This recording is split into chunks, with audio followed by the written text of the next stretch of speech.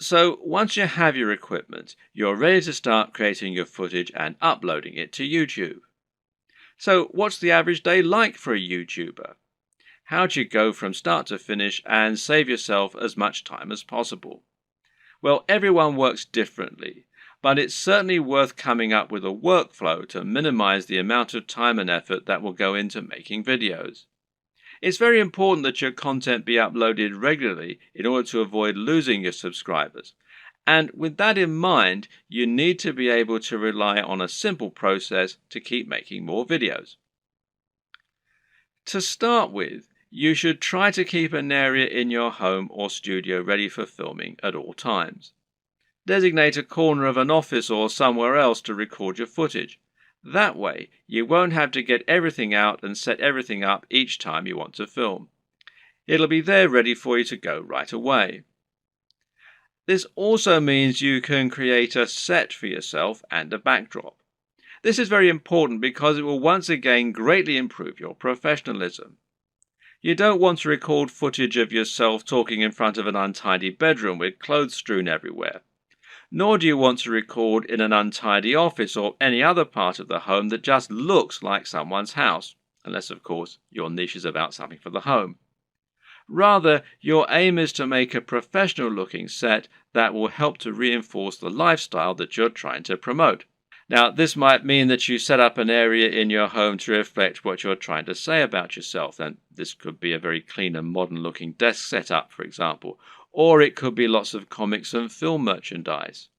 Another option is to use a completely white background, which is achievable with your lighting equipment and a white wall or even a bedsheet pulled taut, or to print out a large canvas or poster that you can use for your backdrop. Or you can use a system called chroma key and insert a background in post-production. Whatever you eventually decide, just make sure you have everything right where you need it, and you know just where to stand, and you have somewhere to prop a script. A good tip is to write yourself something of a script before you start, but to be generally quite relaxed in the way that you stick to this script. It's fine to work from it rather than reading it out verbatim. Another tip is to break your script down into lots of smaller pages. This way you can glance at the next section, perform it, and then move on to the next part. If you have a big enough storage card, then you can record everything in one take and then subsequently edit into a video that people will want to watch. But to do this, you also need to make it as easy as possible for yourself. You can do this by moving slightly each time you perform the next page.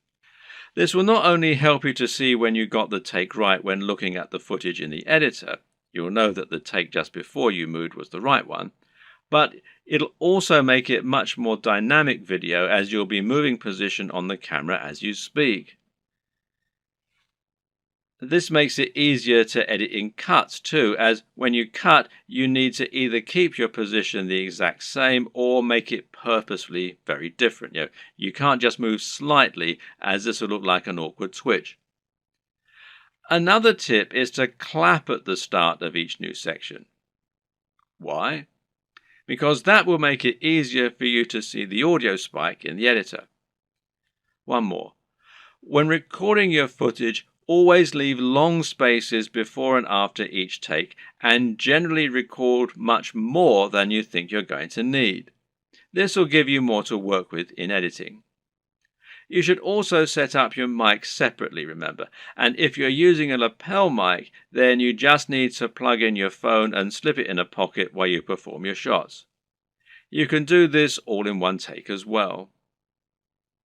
Now, depending on the nature of your video, you might need to record some extra footage as well that you can use as inserts. A long video of someone talking is not normally very engaging, which is why you'll want to switch it up often with clips of other videos or with images. One way to do this is by collecting a B-roll. Now, this is insert footage of the product you're reviewing, of your location, or of anything else that is related to your subject matter. The way you'll then use this is to have your audio running continuously in the background and then switch the footage of you speaking for footage of your products or of the environment. Collecting B-roll is a definite skill and will involve using the tracking head and tripod as discussed earlier. Try checking out technology videos from the likes of Android Authority,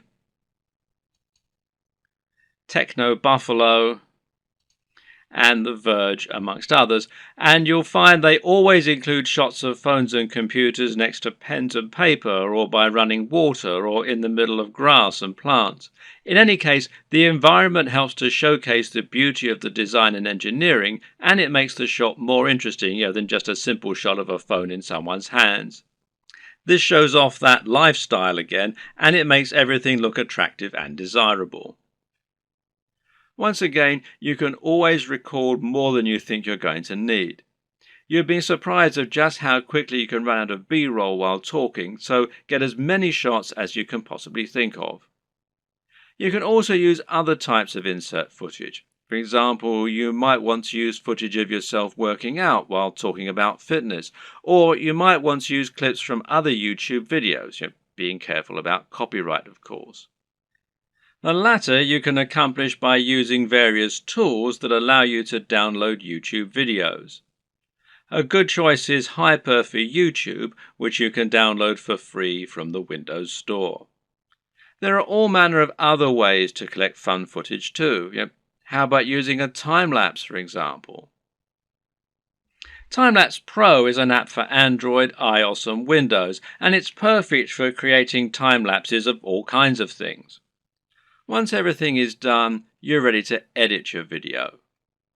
Open it up in your chosen video software and import it along with all the additional graphics, sounds and other materials you intend to use. You now want to sync up your audio to your video, and most programs offer easy ways for you to do this.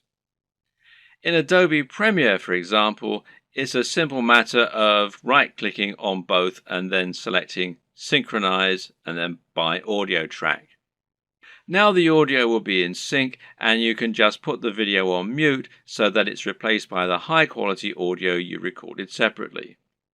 Now, just link the audio and the footage so that any edits you make will affect both, as though they were recorded at the same time from the start. You'll want to line all this up so that you have all your footage in order and so that there are no awkward pauses. It's also important to keep things moving and to keep things dynamic all the way through. If you're using lots of B-roll, then you should make sure you move from panning shot to panning shot. It should never be motionless or you'll lose focus. So make sure that you record lots of footage so that you have lots to work with, but then edit heavily too so that you're losing lots of it. Once everything is in order and the sound is lined up, you can then start to insert your extra footage and lay this over the top, intersperse it. Normally, you'll keep the audio going continuously and just cut back your video as you do this. If you watch the aforementioned Android Authority videos, then you'll notice that they tend not to have much of themselves talking at all. They have a clip at the start and at the end, and perhaps one or two in the middle, and the rest is all B-roll. Finally, try adding the video opener, any bottom thirds, and your logo and your music, and make sure that you get the audio balance right with the music, and consider using a small introduction before the opener. These final touches will give your video a real air of professionalism while helping to really drive home your branding. Now you just need to save your video in a format that YouTube likes, such as MP4, and then start to upload it to your YouTube account. All this can take a fair bit of time, so be sure to leave yourself time unless you have a really fast connection. And this will be even truer if you're using 4K footage.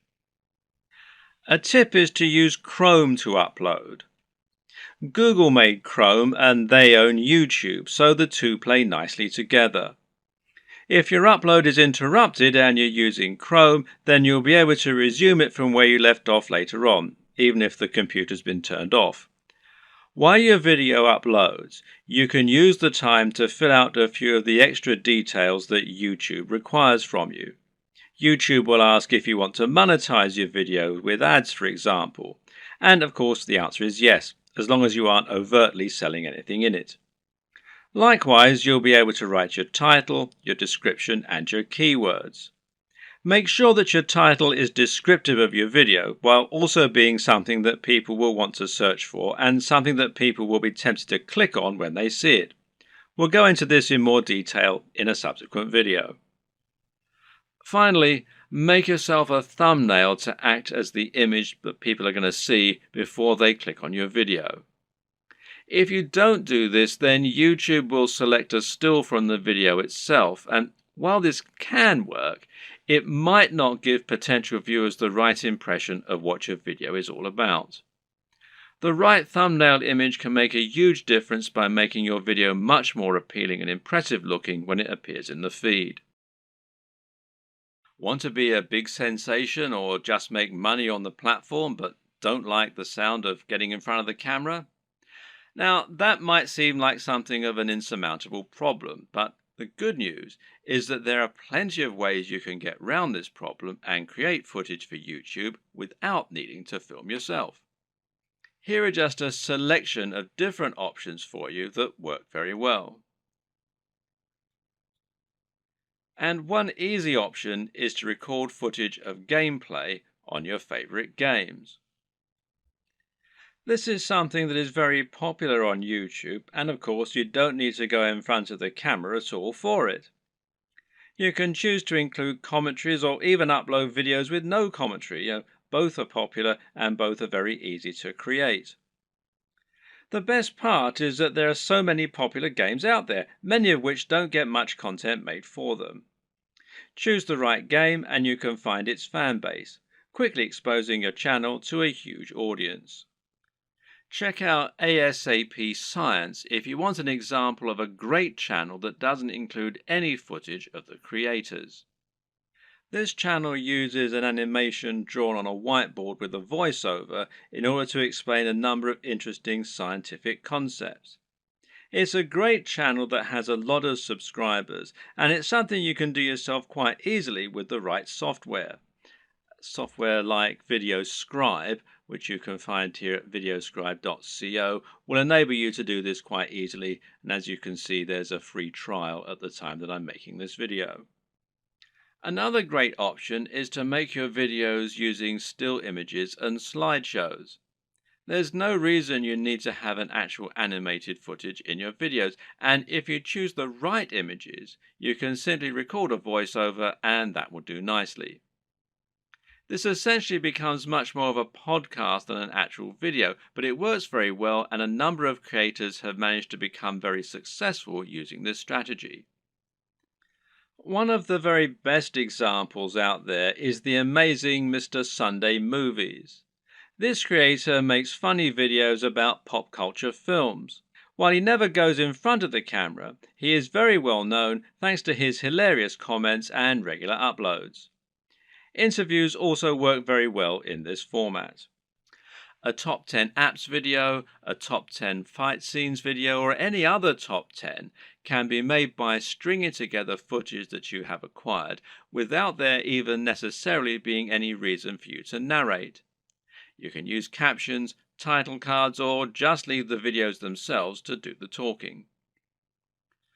This brings us to the option of creating supercuts, edits, and mashups. Just take a look at the popularity of Cassette Boy, who makes videos that string together footage of famous people making them say funny things. Then there's the incredibly popular Cinema Sins that cuts together mistakes in blockbuster films and then points out the mistakes they made in editing, etc. Another great example is People Are Awesome. These are simply montages of people doing incredible stunts. As long as you make sure you're okay to use the footage you choose, there's no reason that you can't make similar montages yourself. Tech tutorials in particular are very easy to make with no need to go on camera. This is because you can make them by simply using screen capture software on your computer. There are plenty of great tech tutorials that work like this, including tutorials for programming, for using certain software, or for solving computer problems. Cat videos are huge, and if you have a willing cat, then there's no reason you can't set up some funny videos yourself. Likewise, there's nothing to stop you making funny videos of dogs or other animals creating elaborate structures and knocking them down, or otherwise using objects if animals and the environment are to be the subject of your videos. One very popular YouTube channel is the Slow-Mo Guys. These guys bought a super high-speed camera long before they were commonplace and used them to film all sorts of things in slow motion. For example, they might film a bullet going through a watermelon, a water balloon, a firework, or someone getting punched. All these things they did with themselves being on camera, but there's no reason you couldn't do something very similar with no need to go on film yourself. Even a product review can be conducted entirely without you making an appearance on screen using only B-roll.